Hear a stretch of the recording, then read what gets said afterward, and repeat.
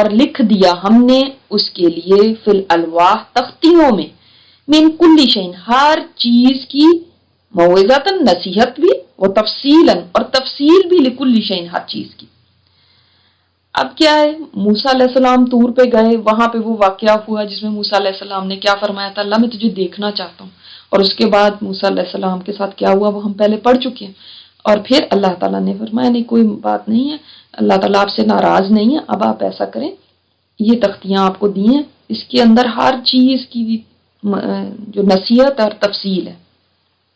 یہ تختیاں کیا تھیں, یہی وہ تورات کی تختیاں تھیں. تورات اگر آپ کو کوئی پوچھے کہ تورات کیسے نازل ہوئی, تو تورات اس طرح سے تختیوں کے اوپر نازل ہوئی تھی. ٹھیک ہے, تو تختیوں کے اوپر لکھے ہوئے تھے احکامات من کل شیء ہر چیز کے. اب کیا مطلب ہر چیز کے کا مطلب کیا ہے, سائنس بھی ہے, فلسفی بھی ہے, آرکیٹیکچر بھی ہے, اسٹرانومی بھی ہے, یہ سب چیزوں کے لکھے ہوئے تھے. نہیں, کل شیء کا مطلب کیا ہے, جیسے ہم قرآن میں کہتے ہیں ہر چیز کی تفصیل ہے. اب لوگوں کوئی آپ کو کہے نہیں آپ تو کہتے ہیں ہر چیز کی ہے, اس کے اندر کوئی جہاز کے بارے میں تو نہیں لکھا ہوا. دیکھیں اس کے اندر تو کوئی سائنٹیفک فارمولے تو نہیں لکھے ہوئے, تو پھر آپ کیا جواب دیں گے؟ ہر چیز سے مطلب یہ نہیں ہے کہ دنیا کی ہر چیز کا اس کے اندر ذکر ہے, مچھلی کا اور اس کی نام کا, اور اس کا مطلب ہے کہ ہدایت کے لیے ہر چیز جس کی ضرورت تھی وہ اس کے اندر لکھی ہوئی ہے. سمجھ آ گئی بات؟ کیونکہ بعض لوگ نا جیسے بیچارے نہیں پتا ہوتا تو وہ کہتے قرآن پاک میں ہر چیز کی, دیکھو ہر چیز کے بارے میں علم ہے, پڑھا بھی نہیں ہوتا بیچاروں نے, لیکن ہر چیز کے. اب کوئی ان سے پوچھ لے اگر ہر چیز کیسے ہر چیز, تو یہ بتانا ہے اس کا جواب کیا ہے, ہر چیز یعنی ہدایت کے معاملے میں ہر چیز جو انسان کے لیے ضروری ہے ہدایت لینے کے لیے, اس کے بارے میں سب کچھ ہے. اسی طرح تورات میں بھی سب کچھ جو بھی ان کی ہدایت کے لیے ضروری تھا, کوئی کنفیوز ہو جائے, پوری ڈیٹیل تھی ہر چیز کی جو بھی لکھا گیا تھا. اور اللہ تعالیٰ نے کیا حکم دیا, اب اس کو مضبوط ہاتھوں سے پکڑ لو. اب مضبوط پکڑنے کا مطلب کیا ہے, یہ پہلے بھی سورۃ البقرہ میں گزر چکا ہے.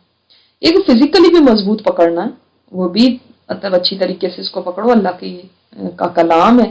اور دوسرا اصل مضبوط پکڑنا کیا ہے, آپ کو کہا جائے قرآن کریم کو مضبوطی سے تھام لو, یعنی اس کا پورا علم حاصل کرنا, مضبوط علم حاصل کرنا, یہ ایچ اینڈ ایوری ورڈ کا نالج, اس کا ترجمہ, اس کا معنی, اس کے اندر اس کی ڈیپتھ میں چھپا ہوا پیغام, اس کے یعنی پوری طرح, پھر اس کے اوپر عمل کرنا, پھر اس کو دوسروں تک پہنچانا, یعنی علم, عمل اور دعوت, تین چیزیں آ گئی اس میں. فخذھا بقوۃ, تینوں چیزیں کریں گے تو پھر مضبوط پکڑا ہوا. دیکھیں اگر آپ نے اس کا علم لے لیا اور عمل ہی نہیں کیا تو کیا مضبوط پکڑا اس کو؟ اب ہم کہیں نہیں میں نے تو بڑا مضبوط پکڑا ہوا, دیکھیں میں نے کتنی زور سے پکڑا ہوا اس کو. زور سے اس طرح پکڑنا نہیں ہے, ٹھیک ہے ادب اور احترام بالکل اپنی جگہ ہے, لیکن مضبوط پکڑنے کا مطلب اصل میں یہ ہے کہ اگر آپ نے اس کو ہاتھوں میں تو پکڑا ہوا ہے لیکن دل میں نہیں آئی کتاب, عمل میں نہیں آئی کتاب, دوسروں تک پہنچائی نہیں ہے, تو کچھ بھی نہیں کیا, اس کا حق ادا نہیں ہوا. آپ خود بھی اس کو مضبوط پکڑیں اور اپنی قوم سے بھی کہیں کہ اس کے بہترین حصے کو پکڑیں. کون سا بہترین حصہ؟ کیا کوئی کتاب میں ایسا بھی حصہ ہوتا ہے جو بہترین نہیں ہوتا؟ اصل میں معنی اس کا یہ ہے کہ دیکھیں عمل کے درجے ہوتے ہیں. ایک ہوتا ہے جیسے آپ ایسے سمجھ لیں, جب آپ ایگزام دیتے ہیں, ایک بندہ ایگزام دیتا ہے کہ میں نے 100% مارکس لینے, ایک دیتا ہے بس کوئی بات نہیں میں پاس بھی ہو جاؤں تو ٹھیک ہے, اور ایک کوئی پرواہ ہی نہیں کرتا.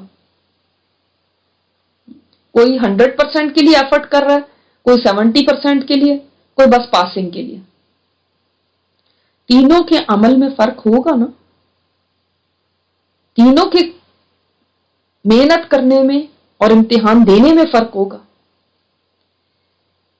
اسی طرح جب انسان نیکی کرتا ہے تو نیکی بھی وہ ڈیفرنٹ لیولز کی کرتا ہے.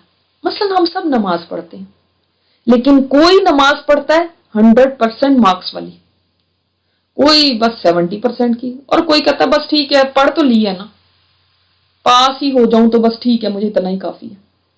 اسی طرح اور معاملات میں بھی والدین کے حقوق ہوں، شوہر کے حقوق ہوں، زکوٰۃ ہو، حج جو جتنے نیکی کے کام ہیں، کیا کہا گیا ان کو احسن کے لیول پہ کرو، وہ پکڑیں احسن کے لیول پہ، یعنی ایکسیلنس کے لیول پہ کریں ان کاموں کو۔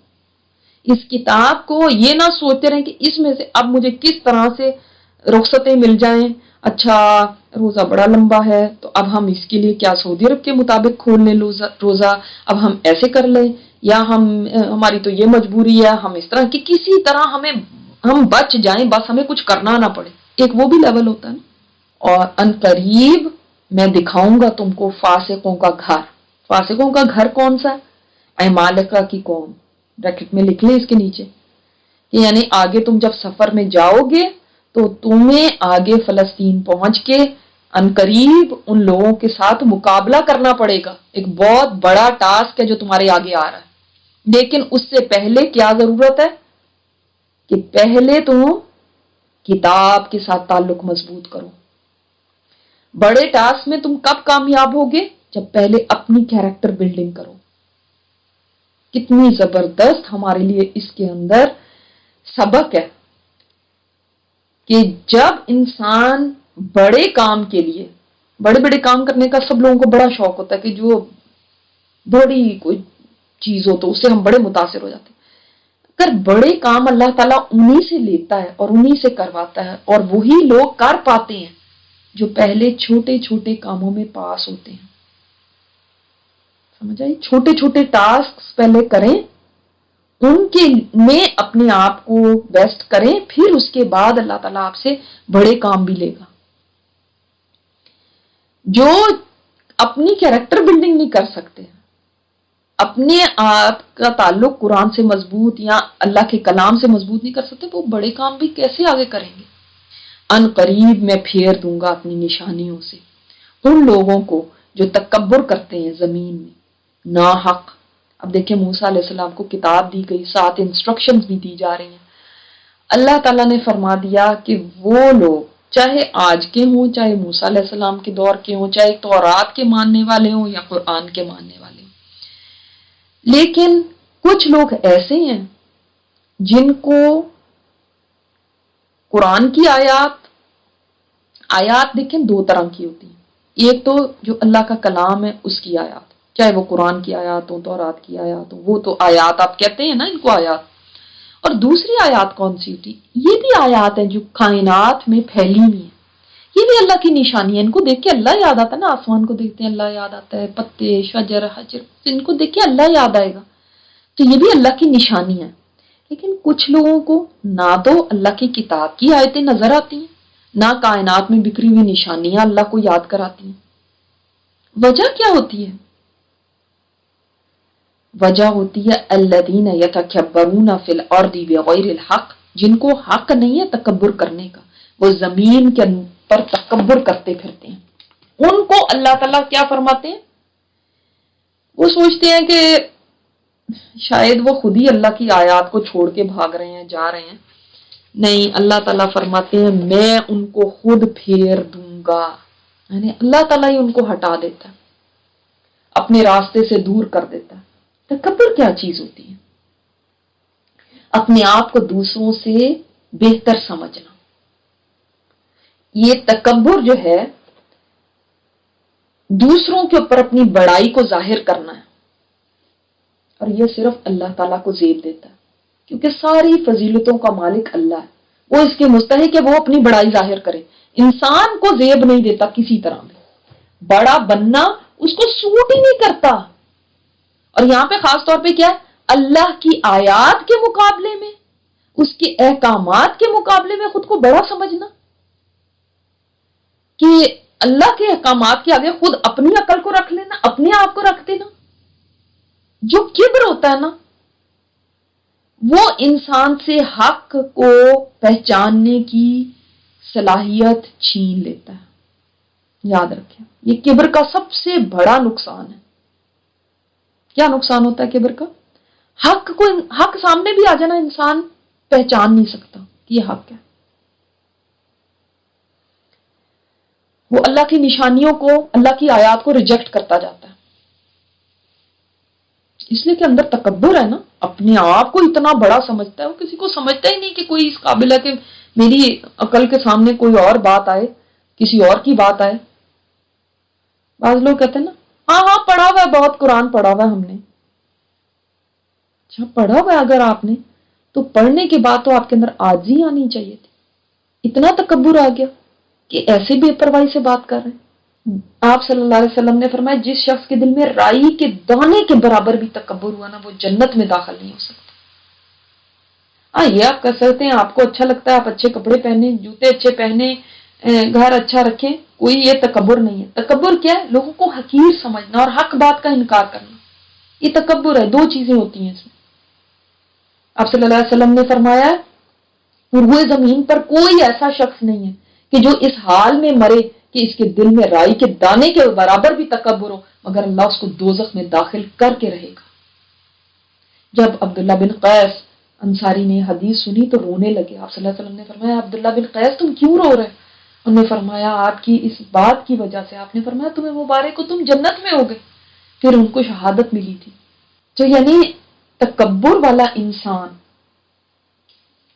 جہنم کا ایندھن بنے گا، اور جب اٹھیں گے بھی ایسے لوگ قیامت کے دن تو ترمذی میں ہے کہ چونٹیوں کی شکل میں اٹھیں گے، ہر طرف سے ذلت ان کے اوپر چھا رہی ہوگی، اور دوزخ میں ایک قید خانہ ہے، ایک پریزن ہے دوزخ کا بھی، اس میں ان کو لے جا کے بند کر دیا جائے گا، اس کا نام ہے بولس، اور اس میں آگ کے شعلے بلند ہو رہے ہوں گے، اور وہاں یہ خاص ایک پریزن ہے جہنم میں جہاں پہ ان کو دوزخیوں کی پیٹ پلائی جائے گی۔ استغفر اللہ ربی استغفر اللہ، اللہ ہمیں تکبر سے محفوظ رکھنا۔ یہ ایسے متکبرین کا حال ہی ہوتا ہے، یہ کوئی نشانی اللہ کی دیکھ لینا ایمان نہیں لے کر آئیں گے، میں نہیں مانوں میں نہیں مانوں، کوئی چیز انہوں نے ماننی ہی نہیں ہے۔ آپ دیکھیں ان کے سامنے آپ جتنا بھی ان کو سمجھا لیں، دلائل دے رہے، وہ ان کو اپنی ذات اتنی بڑی ہے، وہ کیوں مانیں گے؟ وَإِن يَرَوْا سَبِيلَ الرُّشْدِ لَا يَتَّخِذُوهُ سَبِيلًا، جب وہ دیکھتے ہیں سبیل الرشد ہدایت کا راستہ تو اس کے آگے کیا ہو جاتے ہیں؟ اس راستے کو اختیار نہیں کرتے۔ اور کیا ہوتا ہے؟ کون سا راستہ اختیار کرتے ہیں؟ وَإِن يَرَوْا سَبِيلَ الْغَيِّ يَتَّخِذُوهُ سَبِيلًا، جب دیکھتے ہیں گمراہی کا راستہ تو اس کی طرف بھاگ پڑتے ہیں، اس کو اختیار کر لیتے ہیں۔ ایسا بھی ہوتا ہے کیا؟ کبھی آپ نے دیکھا ہے ایسے لوگوں کو کہ جو چیزیں اللہ کے دین سے دور کرنے والی ہیں وہ راستہ ان کو بڑا اچھا لگتا ہے؟ ہم سب کو پتا ہے کہ کون سی چیزیں اللہ تعالیٰ نے منع کی ہیں، کون سے گمراہی کے راستے ہیں، ان ڈیٹیل میں نہیں جانے کی ضرورت ہے، مگر ان کو وہ جو گمراہی کا راستہ ہے نا وہ بڑا پسند آتا ہے، بڑا اٹریکٹ کرتا ہے۔ اور کبھی یہ قرآن سے کوئی آیتیں بتا دی ہیں، یہ راستہ ان کو نظر آ بھی گیا تو پسند نہیں کرتے اس کی طرف آنا، اس لیے کہ وہ اپنی پہچان نہیں چاہتے نا کہ ہماری آئیڈینٹی اس طرح سے ہو، اس میں شرماتے ہیں کہ ہمیں لوگ اس طرح سے پہچانے کہ یہ دین کے راستے والے لوگ ہیں۔ نہیں، وہ اپنی پہچان نہیں بنانا چاہتے، اس لیے کہ انہوں نے جھٹلایا ہماری آیات کو۔ اور شروع کیسے ہوا تھا یہ؟ وَكَانُوا عَنْهَا غَافِلِينَ، اور وہ ہماری آیات سے غافل ہیں، ان کو پرواہ ہی نہیں ہماری آیات کی۔ پرواہ کس لیے نہیں ہوتی؟ کیوں ہوتا ہے کیئر لیس ایٹیچیوڈ؟ کیوں نہیں انسان جاننا چاہتا؟ تکبر ہے اندر، تکبر کی وجہ سے اب وہ لاپرواہ ہیں، ان کو کوئی ضرورت ہی نہیں ہے قرآن کی، کوئی سیکھنے کی، سمجھنے کی، اس طرف آنے کی، اللہ کی آیات کو ماننے کی کوئی ضرورت نہیں ہے ان کو۔ تکذیب کرتے ہیں اللہ کی آیات کو، جھٹلاتے ہیں، اسی وجہ سے جھٹلاتے ہیں، انکار اسی وجہ سے کرتے ہیں۔